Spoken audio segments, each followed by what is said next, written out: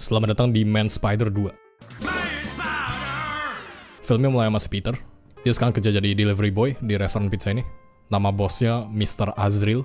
Si Peter lagi-lagi telat, dan sekarang dia harus kirim pizza ini dalam waktu 7 menit. Si Peter of course nggak bisa. Pizza time. Pembelinya jadi nggak mau terima pizzanya, dan si Peter dipecat.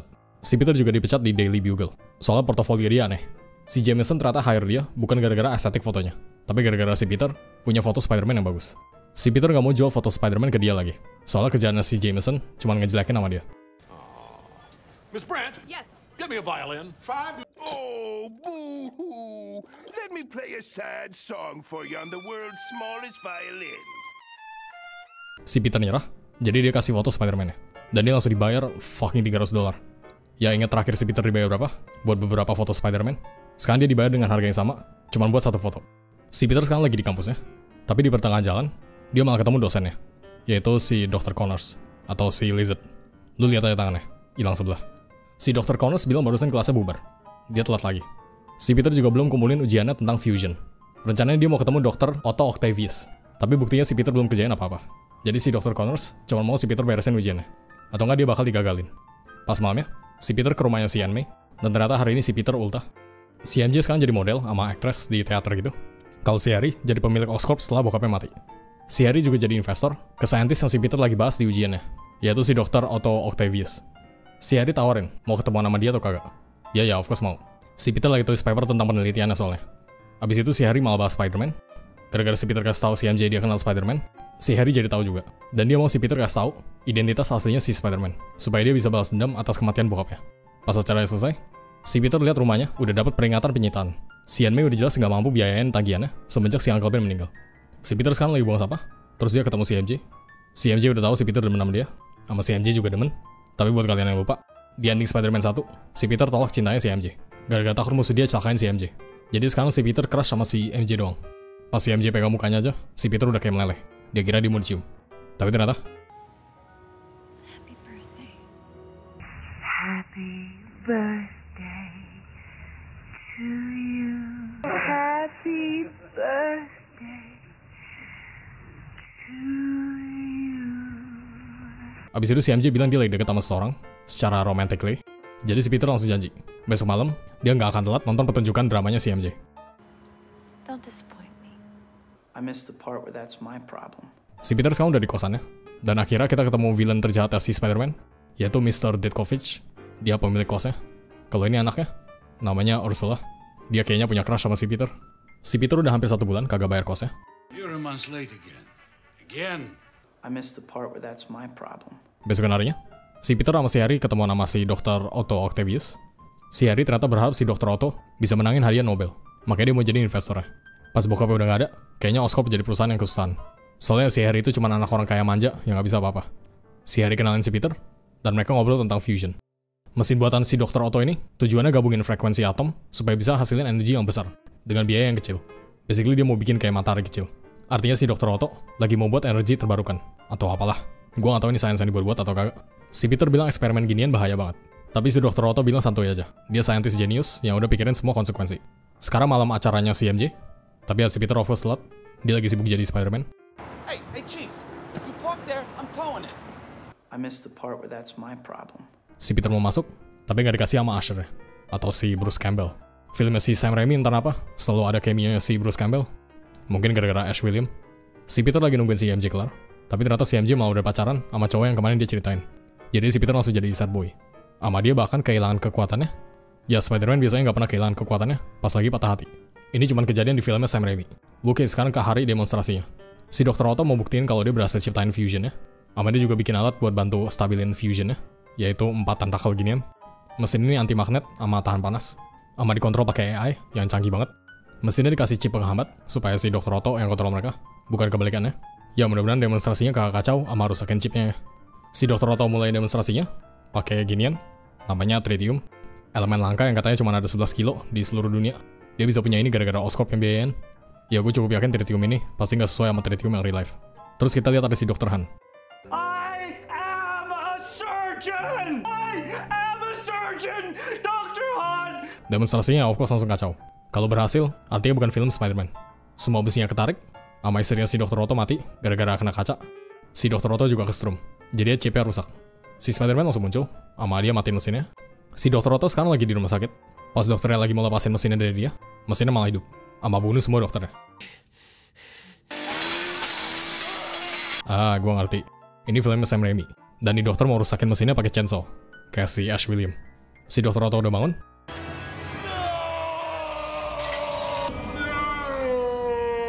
Dia kabur, terus dia ke dermaga ini. Dia jadiin tempat ini markasnya. Besokan harinya, si Dr. Otto lagi ngomong sendiri. Sekarang dia jadi bipolar kayak si Green Goblin. Cuma bedanya yang ini robot tentakel. Robot tuh suruh dia rampok buat bikin ulang matahari tadi. Awalnya si Otto nggak mau, soalnya dia bukan kriminal. Tapi robotnya malah bilang demi sains. Jadi dia turutin. BTW fun fact guys, tentakelnya si Dr. Otto 100% prop, bukan CGI. Tentakelnya itu puppet yang digerakin sama 4 orang. Ini behind the scene si Alfred Molina nyanyi Fiddlers on the Roof bareng tentakelnya. If I were a rich man,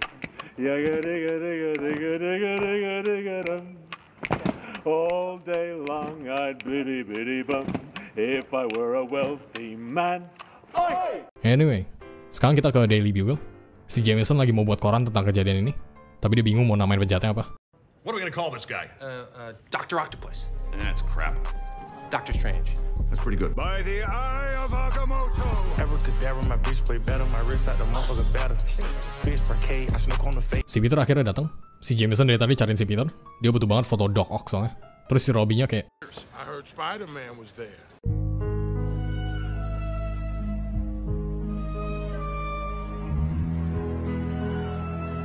ya si Robby udah jelas tahu si Peter Parker itu Spider-Man. Si Jameson juga butuh si Peter jadi fotografer di acara anaknya. Namanya John Jameson. Dia astronot. Si Peter minta dibayar duluan sebelum kerja. Terus si Jamesonnya kayak... Si Peter sama si Anne sekarang lagi di bank. Mereka mau pinjam duit buat bayar tagihan rumahnya. Tapi nggak bisa. Gara-gara mereka nggak memenuhi syarat. Good boy. There must be something I can do. Ma'am, rubbing my crotch under the desk won't change my mind. I'm not rubbing your crotch. Terus kebetulan ada si Doc Ock. Dia mau rampok banknya. Si Peter langsung buru-buru jadi Spider-Man. Dan mereka berantem. Si Dr. Octopus kebetulan banget ambil si Aunt May buat dijadiin Sandra. Terus si Peter kayak, lepasin dia sekarang. Oke. Si Peter berhasil selamatin. Dan mereka lanjut berantem.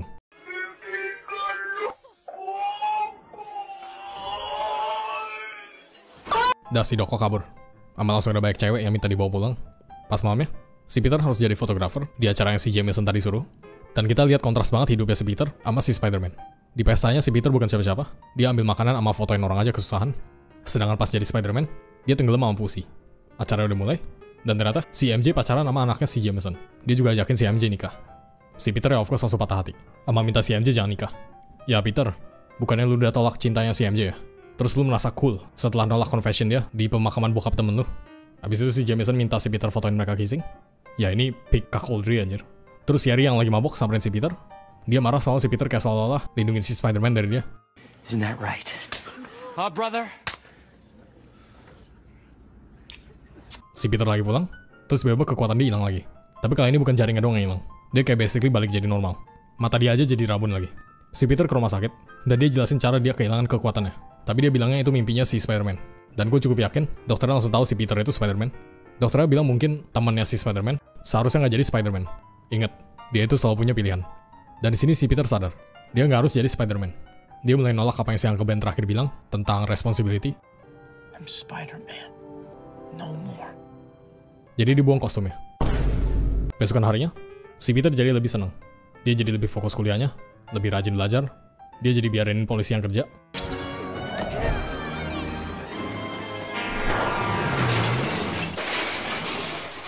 Sama dia bahkan datang ke dramanya si MJ. Pas acaranya selesai, si MJ bilang si Peter sekarang udah beda banget. Terus si Peter malah suruh si MJ batalin pernikahannya. Soalnya sekarang dia udah berubah, sama siap buat hubungan serius. Oke, gue tau gue pernah bilang si MJ itu pacar terburuknya si Peter. Black Cat Supremacy BTW.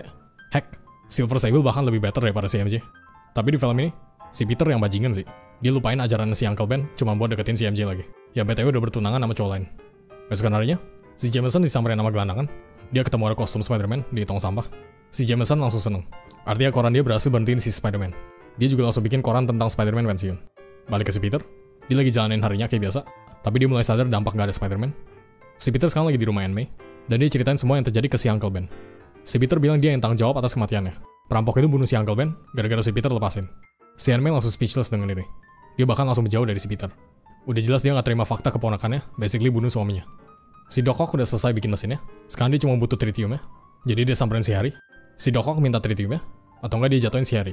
Jadi si Harry bikin perjanjian. Si Doc Ock kasih dia Spider-Man, ntar baru tritiumnya dikasih. Dan si Doc Ock setuju. Balik ke si Peter, dia lagi liatin koran tentang naiknya kejahatan. Terus dia lihat ada apartemen kebakaran. Jadi dia langsung selamatin sebagai Peter Parker. Dia berhasil selamatin bocil, tapi pemadam kebakarannya bilang di lantai 4 masih ada orang. Dan tuh orang gak selamat. Si Peter langsung sadar. Sebagai superhero, dia gak bisa dapetin apa yang dia mau. Soalnya dia punya kewajiban. Pas dia lagi beresin barangnya si Aunt May aja, si Aunt May jadinya pindah ke apartemen kecil. Dia bingung kemana si Spider-Man. Sama tetangga bocilnya yang lagi bantuin si Aunt May juga. Si Aunt May bilang, di setiap orang pasti ada kepahlawanannya, yang bikin mereka jujur, kuat, sama mulia. Terkadang mereka juga harus buang sesuatu yang mereka mimpin. Dan Spider-Man ngelakuin semua itu demi semua orang. Jadi contoh seorang pahlawan pemberani yang rela berkorban buat semua orang. Si Peter sadar, ketiadaan dia itu sebuah kesalahan. Si Aunt May juga gak bisa salahin si Peter atas kematian suaminya. Soalnya itu udah lewat. Sama si Peter berani kasih tahu semuanya. Si Aunt May sayang si Uncle Ben, tapi dia juga sayang si Peter. Oke, si Peter akhirnya balik jadi Spider-Man.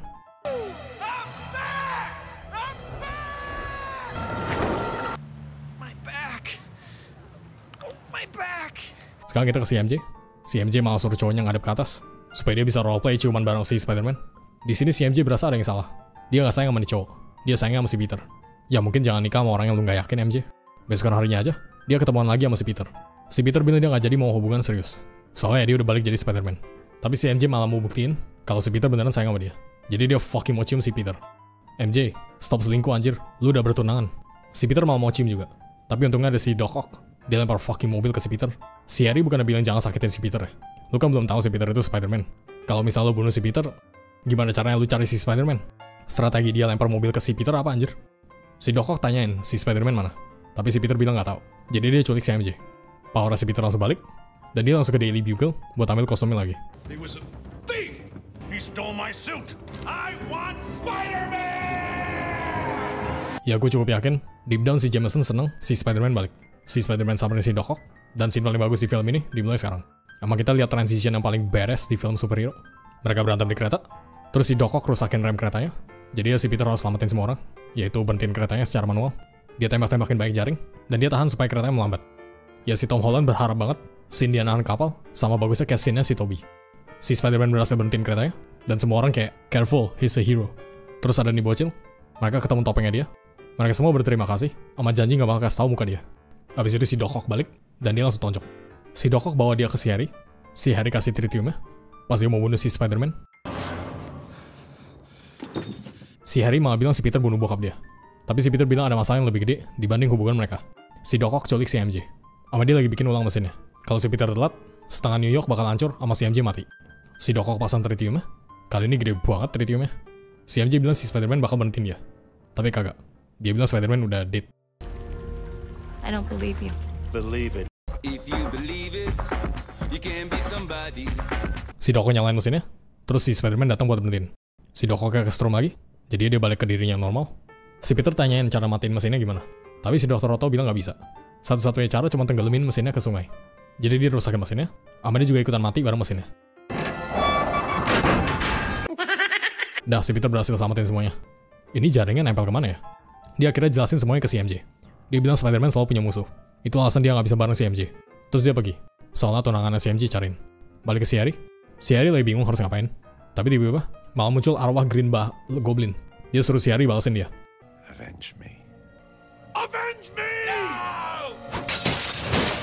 Cermin itu ternyata ruangan rahasia, dan isinya semua perlengkapan Green Goblin. Besokan harinya si MJ nikah, tapi dia malah kabur, dan dia kabur ke apartemennya si Peter. Dia mau terima semua konsekuensinya, cuma buat bareng si Peter. Dan yes, film ini diakhiri dengan si Spider-Man nge-web slinging. Dah tamat. Oke, gue mau confess sesuatu. Gue gak pernah nonton Spider-Man 2. Dulu bocil gue cuma nonton Spider-Man 1 sama 3. Gue cuma tahu di Spider-Man 2, musuhnya Dr. Octopus. Terus ntar dia mati bareng mesinnya. Literally gue nonton filmnya dari awal sampai akhir, pas buat video ini. Dan yes, gue bisa bilang Spider-Man ini yang paling bagus. Film superhero yang paling bagus malahan. Film MCU menurut gue gak ada yang sebagus ini. Ini satu-satunya film superhero yang perfect. Kita semua bisa relate sama kesulitan yang si Peter alamin. Kayak masalah uang, kuliah, kerja, cinta, sama kecapean kita tentang tanggung jawab. Kekuatan dia literally hilang gara-gara hidup dia terlalu berat. Sama kayak kita. Kita nggak mungkin bisa kerja secara maksimal kalau udah burnout. Kita cuma bisa lakuin apa yang si Peter selalu lakuin, yaitu berusaha sebisa dia. Penjahatnya juga. Sama kayak di dunia asli, beberapa penjahat jadi jahat bukan gara-gara keinginan dia, tapi gara-gara dunia yang bentuk mereka. Si Dr. Octopus literally sama persis kayak si Peter Parker. Mereka berdua orang jenius yang sadar sama tanggung jawabnya. Cuma bedanya, respon si Doc Ock sama kehilangan itu beda dari si Peter. Tapi ya gue tahu itu pasti gara-gara AI tentakelnya. Aslinya si Doc Ock orang baik. Dia sampai rela berkorban buat benerin masalah dia. I will not die a monster. Hubungan si Peter sama si Anne juga menurut gue peak banget di film ini. Pas si Anne tahu si Peter ternyata ada hubungannya sama kematian suaminya, reaksinya si Anne bener-bener heartbreaking banget. Dia kagak teriak atau benci sama si Peter. Tapi dia pergi pelan-pelan, gak ngomong apa-apa. Udah jelas dia dapat mixed feelings. Si Anne jadi harus belajar maafin anaknya sendiri. Karena at the end of the day, si Peter satu-satunya orang terakhir yang dia sayang. Di film ini juga si Anne jadi moral kompasnya si Spider-Man. Awalnya si Peter cuma inget kata-katanya si Uncle Ben, dan dia malah lupain. I'm Spider-Man. No more. Tapi dia berhasil balik lagi ke arah yang benar pas denger si Anne May. Even though sometimes we have to be steady and give up the thing we want the most. Si Anne May ini ingetin apa yang si Peter lakuin ke si Uncle Ben. Dan dia nggak mau gagalin si Anne May kayak dia gagalin si Uncle Ben. Film superhero ini benar-benar berasa personal banget. Gue nggak bisa pikirin satu film MCU yang mirip kayak gini. Film MCU kesukaan gue aja nggak punya cerita yang sampai personal kayak gini. Duh, apalagi Spider-Man Tom Holland. Itu film gak ada konsekuensi sama sekali. Itu cuma film yang fun. Ceritanya gak kompleks sama sekali. Si Peternya juga gak ada tantangan di hidupnya sama sekali. Paling enak lah hidupnya si Spider-Man Tom Holland dibanding Spider-Man yang lain. Terus ini juga ada beberapa deleted scene yang menurut gue menarik. Ada scene si Jameson pura-pura jadi Spider-Man pas dia dapat kostumnya. Ini scene peak banget, seharusnya jangan di-delete. Terus ini juga, ini entah apa malah si Green Goblin yang pakai tentakelnya. I want to thank Harry Osborn and Osborn Industries for providing it. Prop tentakel juga bagus banget, berfungsi sama persis kayak di filmnya. Cuma bedanya itu orang yang gerakin. Makanya gue selalu support props over CGI. Spider-Man Andrew Garfield juga propsnya gila-gilaan. Mereka literally ngelakuin hal ekstra buat propsnya. Tapi ya gue bahas itu pas gue bahas di Amazing Spider-Man aja. Spider-Man Tom Holland yang satu-satunya pakai full CGI. Jadi itu alasan gue gak suka sama Tom Holland Spider-Man lagi. Oke, conclusion. Spider-Man 2 itu bukan sekadar film superhero yang kalahin penjahat. Tapi itu tentang pemuda yang lagi pelajarin hidup dia di dunia yang keras. Waktunya komen shoutout. Pemenang video Monster House gue adalah Kira516 yang komen, Woman, you are one giant lump of coal! gue rate-nya film 9 Peter dari 10. Don't mess with the Amazing Spider-Man! Makasih ya buat orang yang udah support gue di bulan ini. Makasih Alex Partawan, Arista, Ivis, Suda XD, Saint, Juau, Anatampam, Sarkozy, Ancik Bos, Arifal Rasya Putra, Isa Delis, Aemdan, Kev N. Nohas, Ragnarok Sigmunder, Rishan Zahin Sahman, Paketu, Adi Masirawan, Tiramisu, Karmas, Doki Sensei, Davina Tanael, Yamashiro, Kurosui, Wero Gaming, Di, Gabriel, Eris Ganteng, Kaizen, Kureji Ubi, Rifan Ismara, Imagination, Ngawi, Waldo, Alfikri, Muhammad Rayhan Sani, Fiska Barka, Fiska Katalunya, Gamigam, Arif 802, Wawan, Ferrio, Daging Goreng, Stanislas, Shempenio, Padilever, Pleuve, Bintang, Zahran 29, Arsin, Okto, Kidzarafs, Elnokor, Firat, Elrex, Eskaror, Malang Angelion, Wefran, Kentot Lumau, Abriel, Wize, Jasnoval, T, Deros Javanish, Azel, Raifarus, Apaska, Januali Nadi, Shisti, Mr. Jasupe, Cepeceng, Selisia, Childro, Afrizal ID, Tito Fitrianto, Domaras Yombing, Nostum, Ika Lohan, Coko Hazel, Yusmoy, Nah, Zagergai, Anggaben, Denis Aceh, Rens, Deforeo, Tegar Santosa, Channel Angk Il, Messi Go 123, Bambang 401, AN, Bubu, Iqbal M. Falah, Adelerka, Bang Alan, Danvers, Jan, Novel, Hexa, Hashino, Lovely, Shira, Wiz, Bin Chokochi, Eris, Zalfran, Shinko, Just Something Else, Maguruchan, Lexa, Devrice, Sun, Jasnaru, Kurofen, Superframe, Gas Kremori, Saroni Mulet, Recif, Takoyaki Yuyu, Hafiz, Aitrion, Firman, Kai, Thousand Takis, Jauza, LCV, Sian Akia, Ashura 69, Kou, Beril, Daroy, Misbahul Munir, Obi, Ukimer, Fadli Ramadan, Ferdian Halim, Arfad Zain F, Moreno Al-Ghazali, Apit Josar, Omai Tigar, Izekai, Mark, Kripik, Gepa, Zaid, Marx, Siao, Jen, Yupie, Im 07, Kilbar, Hasan Narsula, Purple Rin, SDFF, Pam, Gozifal, Haikaru, Jester, Kideits, Altan Arsian Endra, Ijarot, Arkana, Arkana Sigma, Shizukana, RK, Obi, Baba Bibi, Kucing Milos, Aja Sekomengai, Donasmi, Mafioret, 16 Putu Wisnu Saputra, Magdis Akbar, Ahmad Nabila, Fans, Kilmis Albert. Thank you ya semuanya, Ahmad, thanks for watching.